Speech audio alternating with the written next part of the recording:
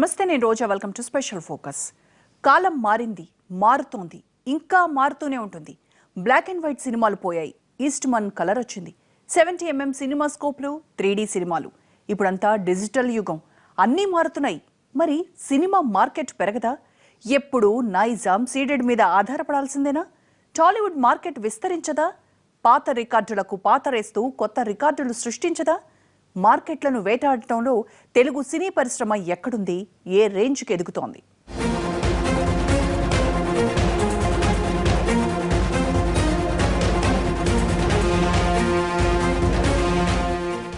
రూపాయి పెట్టుబడి పెట్టి 10 పైసలు సంపాదిస్తే చాలు అనుకుంది పాత తరం.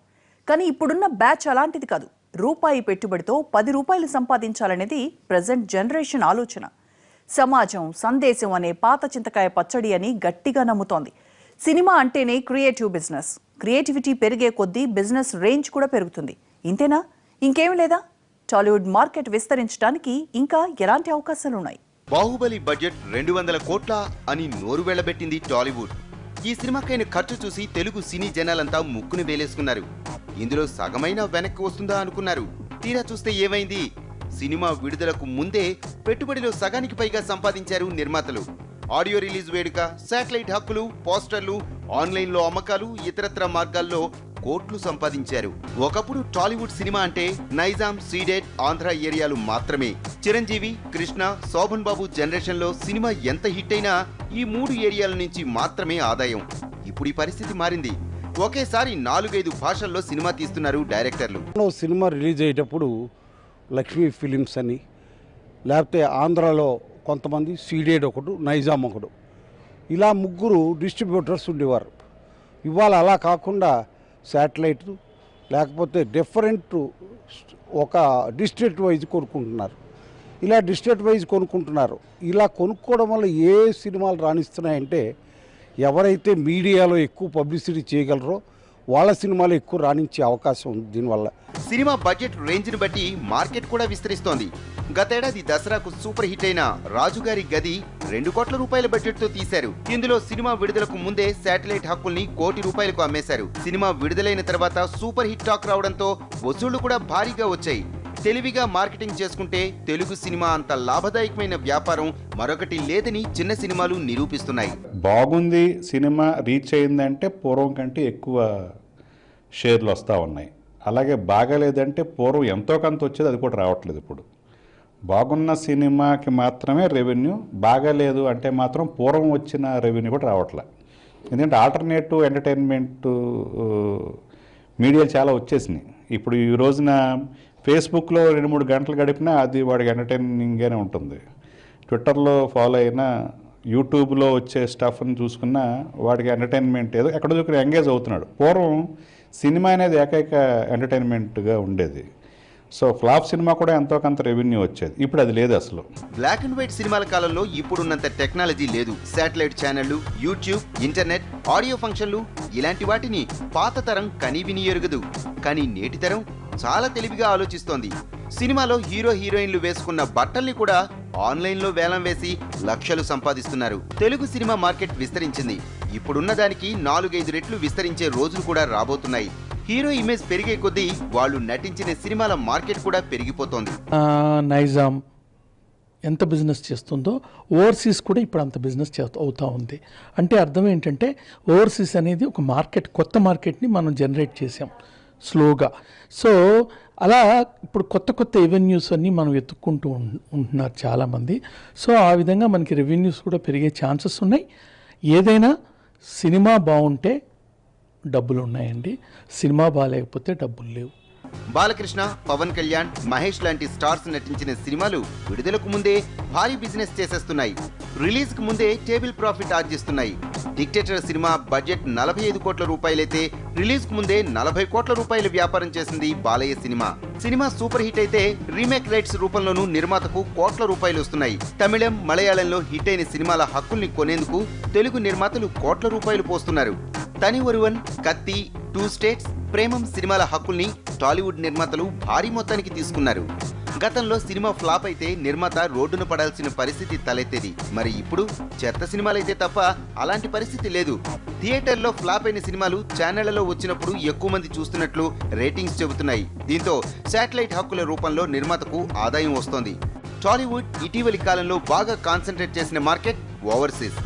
లోకల్ గా సినిమా ఫ్లాప్ అయినా కొన్ని సినిమాలు ఓవర్సీస్ లో మంచి వసూళ్లు సాధించాయి. ఇక అక్కడ ఇక్కడ హిట్ అయితే కాసుల వరదే. రానున్న రోజుల్లో ఈ వ్యాపారం మరింత విస్తరిస్తుందంటున్నారు టాలీవుడ్ ప్రముఖులు. డైరెక్టర్ అంటే సినిమాకు కెప్టెన్ అని సినీ ప్రముఖులు తరచూ చెప్పే మాటే అయినా ఇప్పుడు డైరెక్టర్ అంటే సినిమాకు మార్కెటింగ్ ఎగ్జిక్యూటివ్ కూడా. శివ సినిమాతో టాలీవుడ్ లో ట్రెండ్ క్రియేట్ చేసిన వర్మ సినిమాను అమ్మడంలో ఎప్పటికప్పుడు కొత్త ప్రయోగాలు చేస్తున్నాడు. మోహన్ బాబు నటించిన రౌడీ మూవీని వేలంపాట ద్వారా మంచి లాభానికి అమ్మారాయన. బాహుబలితో తెలుగు సినిమాను కొత్త ఎత్తులకు తీసుకువెళ్లిన రాజమౌళి సినిమాను మార్కెటింగ్ చేయడంలోనూ ఎక్స్పర్ట్.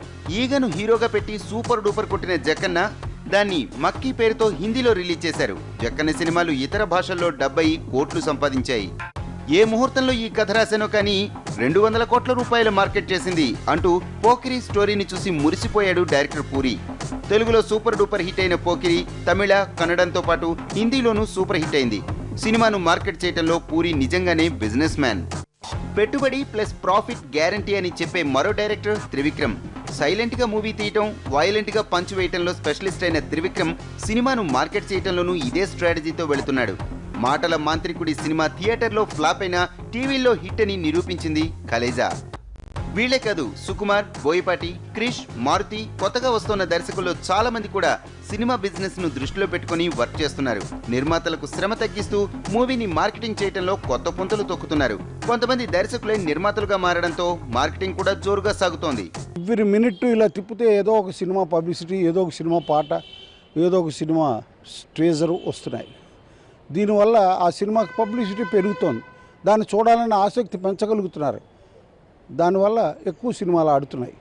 దానివల్ల కలెక్షన్స్ పెరిగి ఉండొచ్చు, కానీ అది చిన్న నిర్మాత తట్టుకునే శక్తి లేదు అని చెప్తున్నాను నేను. గతంలో సినిమా హిట్ కావాలంటే మొదటి ఆట చూసిన ప్రేక్షకుడి నిర్ణయమే కీలకం. సినిమా ప్రమోషన్ చేసుకునే అవకాశం కూడా లేదు. ఛానళ్లు వచ్చిన తర్వాత టీజర్తోనే సినిమా మీద అంచనాలు పెరుగుతున్నాయి.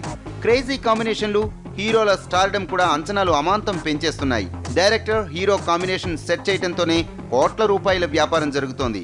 కళాకారులకు భాష, ప్రాంతీయ భేదాలు లేనట్టే హిట్ అయిన సినిమాలకు కూడా ప్రాంతం, భాష అనే భేదాలు తొలగిపోతున్నాయి. బన్నీ సినిమాలు టాలీవుడ్ తో పాటు మలయాళంలోని రిలీజ్ అవుతున్నాయి.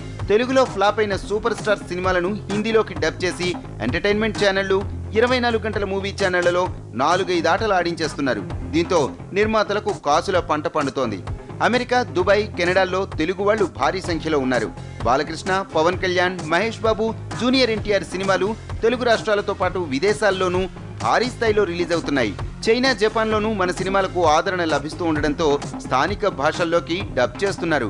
బాహుబలి చైనాలోనే 1000కు పైగా థియేటర్లలో రిలీజ్ అయింది. ఇప్పుడు బాహుబలికి ఉంది, దానికి పబ్లిసిటీ అనవసరం. ఎందుకంటే సినిమా గురించి మొత్తం అన్ని ఛానల్స్ వాళ్ళు చెప్తూనే ఉన్నారు. రోజు వాళ్ళే చెప్తున్నారు, అంటే ఫ్రీ పబ్లిసిటీ. సో ఫ్రీ పబ్లిసిటీని మనం ఎలా వాడుకుని సక్సెస్ఫుల్ చేయొచ్చు అనేది బాహుబలితో అర్థమైంది. సో అలాగే ప్రతి సినిమాకు కూడా ఫ్రీ పబ్లిసిటీ వచ్చేటట్టు, దానికి ఒక క్రేజ్ వచ్చేటట్టు చేసుకున్నట్టయితే పబ్లిసిటీ ఖర్చు చాలా తగ్గిపోతుంది. 90ల వరకు సినిమాకు డబ్బులు రావాలంటే థియేటర్లే దిక్కు. ఇప్పుడు ఆ పరిస్థితి మారిపోయింది. సినిమాకు టెంకాయ కట్టిన రోజు నుంచే ఫోటోలు, టీజర్లు, ప్రోమోలు రిలీజ్ చేస్తూ హైప్ పెంచుతున్నారు. ఇవన్నీ ఫేస్బుక్, న్యూస్ సైట్లలో షేర్ చేస్తున్నారు. వీటిని యూట్యూబ్లో భారీగా చూస్తున్నారు. ఆడియో హక్కులు, శాటిలైట్ రైట్లు, స్టోరీ మీద కాపీ రైట్లు, ఇలా రకరకాల రూపాల్లో సినిమాలకు ఆదాయం వస్తోంది.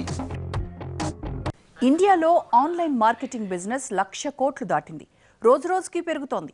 సరిగ్గా ప్లాన్ చేస్తే సినిమాలు కూడా ఆన్లైన్లో కోట్లు సంపాదించే రోజులు త్వరలోనే రాబోతున్నాయి. యూట్యూబ్లో వీడియోలకు హిట్లను బట్టి కాసులు రాలినట్లే సినిమాలకు కూడా సొమ్ములు దండిగా వచ్చే రోజులు వచ్చేశాయి. ఆన్లైన్తో పాటు డిటిహెచ్, శాటిలైట్, రేడియో స్టేషన్లు, న్యూస్ వెబ్సైట్లలోనూ డబ్బులు వసూలు చేసుకోగలిగితే హిట్ సినిమాల ఆదాయాన్ని ఊహించడం కష్టం. తెలుగు సినిమాలే కాదు, టోటల్గా సినిమా రంగంలోనే క్వాలిటీ ఊహించని రీతిలో పెరిగింది. టెక్నిక్, టేకింగ్ పరంగా ఇండియన్ సినిమా హాలీవుడ్తో పోటీ పడుతోంది. బాలీవుడ్ మార్కెట్ విస్తరించడంతో మిగతా సినిమా పరిశ్రమలు కూడా ఇదే బాటలో వెళుతున్నాయి. ఆన్లైన్ విధానంలో టికెటింగ్ పెడితే ట్రాన్స్పరెన్సీ పెరుగుద్ది. సాయంత్రం నైట్ 4 షోస్ అయ్యేటప్పటికీ ప్రొడ్యూసర్ మొబైల్లో ఒక యాప్ ఉండి యాప్ ఆన్ చేస్తే ఈరోజు నాకు రిలీజ్ అయిన చోటల్లో ఎంత కలెక్షన్ వచ్చింది అని తెలుసుకునే పరిస్థితులు వస్తే ప్రొడ్యూసర్లకి ఇప్పటికన్నా ఎక్కువ ఆదాయాలు వస్తాయని నా నమ్మకం. ఎందుకంటే ట్రాన్స్పరెన్సీ లేదు. రేపే విడుదల, నేడే చూడండి అంటూ మైకులు పెట్టి ప్రచారం చేసుకోవాల్సిన అవసరం లేదు. టీ కొట్ల దగ్గర పోస్టర్లు అంటించాల్సిన అవసరం అస్సలే లేదు. సినిమాకు టెంకాయ కొట్టిన రోజు నుంచే ఆన్లైన్లో ప్రచార చిత్రాలు హడావిడి చేస్తున్నాయి. బాహుబలికి ఆన్లైన్లో ఛానళ్లలో ఊహించిన దానికంటే ఎక్కువ ప్రచారం వచ్చింది. సినిమాలో కాస్త దమ్ముంటే చాలు దాన్ని 10 రెట్లు పెంచుతున్నాయి ప్రసార సాధనాలు. ఇప్పుడు పబ్లిసిటీ కొత్త రకంగా చేయాల్సిన పరిస్థితి వచ్చిందండి. అంతకుముందంతా పోస్టర్స్ వీటి మీద ఎక్కువగా ఉండేవాళ్ళు. ఇప్పుడు పోస్టర్స్ అనేవి తగ్గిపోయినాయి. నౌ ఎక్కువగా ఎలక్ట్రానిక్ మీడియా, తర్వాత త్రూ వెబ్సైట్ ద్వారా పబ్లిసిటీ బాగా జరుగుతుంది. ఎందుకంటే దానికి సినిమాకి వెళ్ళే వాళ్ళందరూ కూడా దాంట్లో చూసుకుని సినిమాకి వెళ్తున్నారు కాబట్టి చాలామంది ఆ విధంగా కొత్త రకాల అయినటువంటి ప్రమోషన్స్ మీద ఆధారపడి చేస్తున్నారు. సినిమాను డిస్ట్రిబ్యూటర్లు థియేటర్లతో పాటు అమ్ముకోవడానికి కొత్తగా మరికొన్ని సాధనాలు వచ్చాయి. 24 గంటలు సినిమాలు ప్రసారం చేసే ఛానళ్లు హిట్ అయిన సినిమాల్ని కోట్ల రూపాయలు చేసి కొనుక్కుంటున్నాయి. కొన్ని వెబ్సైట్లు డబ్బులు చెల్లించి సినిమాలు చూసేలా ఏర్పాట్లు చేశాయి. సినిమాలకు మరో వరం డైరెక్ట్ టు హోమ్. దేశంలో ప్రస్తుతం 5-6 కంపెనీలు DTH ద్వారా సేవలు అందిస్తున్నాయి. ఇందులో కొన్ని కంపెనీలు ప్రతిరోజు సినిమా వేస్తున్నాయి. నాగార్జున నటించిన మనం సినిమాను జెమినీ గ్రూప్ 7 కోట్ల రూపాయలకు కొనుక్కుంది. దేశవ్యాప్తంగా 40 కోట్ల DTH కనెక్షన్లు ఉన్నాయి. రకరకాల ప్యాక్ల ద్వారా నెల నెల కోట్లార్జిస్తున్న DTH సంస్థలు కొత్త సినిమాలు కొనడానికి కోట్లు వెచ్చిస్తున్నాయి. బడ్జెట్ భారీగా ఉన్నా తక్కువగా ఉన్నా సినిమా జీవితం ప్రస్తుతం 2 వారాలే. 2 వారాల్లో వచ్చినంత సంపాదించుకోవటం మీదనే నిర్మాతలు దృష్టి పెడుతున్నారు. రిలీజ్కు ముందు జరిగిన బిజినెస్, 2 వారాల్లో సంపాదించిన సొమ్ము, ఇమ్మీడియట్గా వచ్చే ఆదాయం. సినిమా హిట్ అయితే రీమేక్, డబ్బింగ్, యూట్యూబ్ ఇలా అనేక మార్గాల్లో కాసులో పంట పండుతోంది. ఇదంతా చూసి సినిమాలన్నీ లాభాలు ఆర్జిస్తున్నాయనుకుంటే పొరపాటే. ఇన్ని అవకాశాలు ఉన్నా సినిమాల మీద దారుణంగా నష్టపోతున్న వాళ్ళు, ఆస్తులు అమ్మేసుకుంటున్న వాళ్ళు చాలామందే ఉన్నారు.